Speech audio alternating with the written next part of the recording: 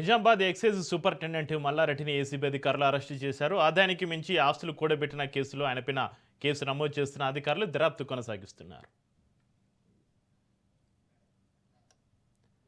ACB సమాచారం ప్రకారం మల్లారెడ్డి నివాసంతో పాటుగా బంధువులు బినామీలకు చెందిన సుమారు 10 ప్రాంతాల సోదాలు నిర్వహించారు. ఈ సోదాలో 4 ఇళ్లు, ఒక కమర్షియల్ భవనం, 8 ఓపెన్ ప్లాట్లు, 10.23 ఎకరాల వ్యవసాయ భూమి ఉన్నట్లుగా గుర్తించినట్లుగా తెలుస్తోంది అధికారులు.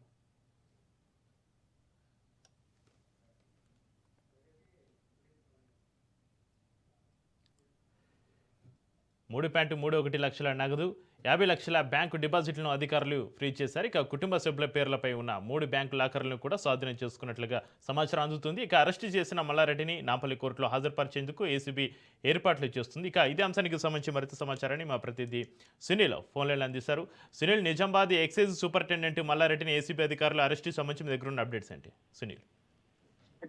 ఆదాయాన్ని మించిన ఆస్తులు కలిగి ఉన్నారనేటువంటి ప్రధాన అభియోగాలతో ఎక్సైజ్ నిజామాబాద్ ఎక్సైజ్ సూపరింటెండెంట్ గా ఉన్నటువంటి మల్లారెడ్డిపై ఏసీబీ అధికారులు ఉదయం 6 గంటల నుంచి దాదాపు 11 ప్లేసెస్ లో సోదాలు అయితే కంటిన్యూగా కొనసాగుతున్నారు. ఈ సోదాల్లో ఇప్పటి వరకు దాదాపు 3 కోట్ల విలువైనటువంటి ఆస్తులను కూడా ఏసీబీ అధికారులు గుర్తించారు. ప్రస్తుతము మల్లారెడ్డిని నిజామాబాద్ నుంచి హైదరాబాద్ తరలించారు. ప్రస్తుతం హైదరాబాద్ బొల్లారంలో తన నివాసంలో కూడా ఏసీబీ అధికారులు అయితే సోదాలు కంటిన్యూ కొనసాగిస్తున్నారు. మరి కాసేపులోనే మల్లారెడ్డిని అరెస్ట్ చేసి అతన్ని కోర్టులో ఏసీబీ కోర్టులో కూడా ప్రొడ్యూస్ చేసే అవకాశం. ఇప్పటివరకు జరిగిన సోదాల్లో దాదాపు 3 కోట్ల విలువైన ఆస్తులు గుర్తించారు.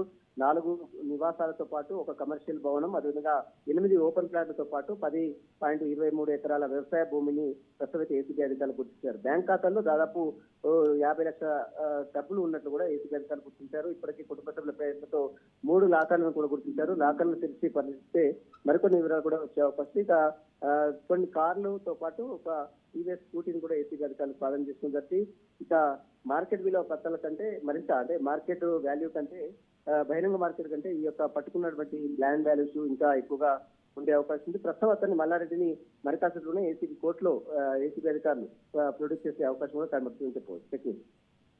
Right, thank you Sunil.